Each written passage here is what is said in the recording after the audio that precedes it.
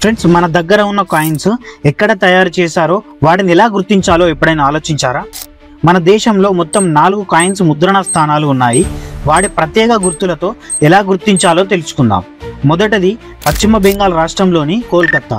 ఇది పురాతనమైనది. దీనిని 1757లో స్థాపించారు.